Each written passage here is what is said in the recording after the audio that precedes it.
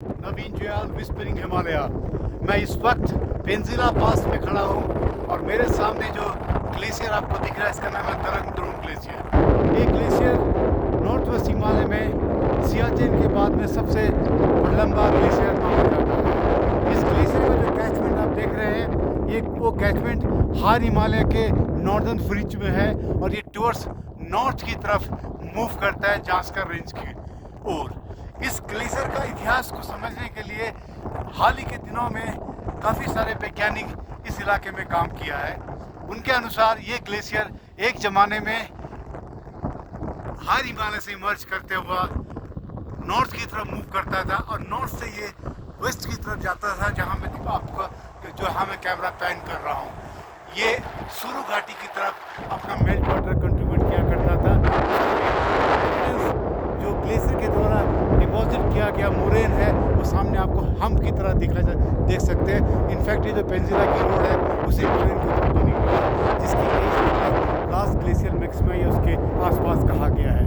उसके बाद ये ग्लेशियर अपना आइस वॉल्यूम छोड़ता चला गया, कम करता चला गया क्लाइमेट चेंज के कारण। नेचुरल फोर्सिंग फैक्टर को हम इम्प्लीकेट करते हैं उसके लिए, और उसके एविडेंस आपको ये लंबी लंबी लाइनें जो दिख रही है इसको हम लोग रिसिस्टल मोरेन कहते हैं। इससे ये अंदाज़ा लगता है कि ग्लेशियर का जो वॉल्यूम था ये ग्रेजुअली रिड्यूस होता चला गया, और आज जहां आप ग्लेशियर देख रहे हैं वो ब्लू कलर जो आपको दिख रहा है वो प्रो ग्लेशियर लेक है, जो अभी सरफेस का फ्रोजन है, और अब ये मूव करता है ईस्ट की तरफ और फीड करता है ये डोडा नदी।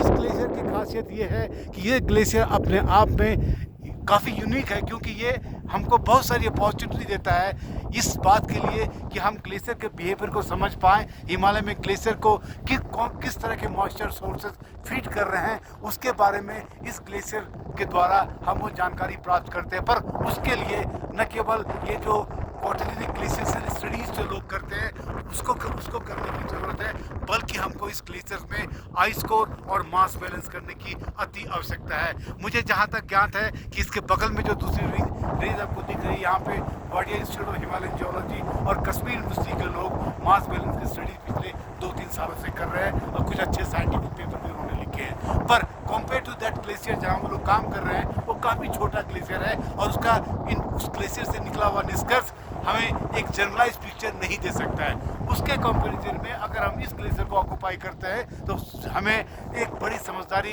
इंडियन हिमालयन ग्लेशियर के, खास करके नॉर्थ वेस्ट ग्लेशियर के ट्रेंड को समझने में मिलेगी। धन्यवाद।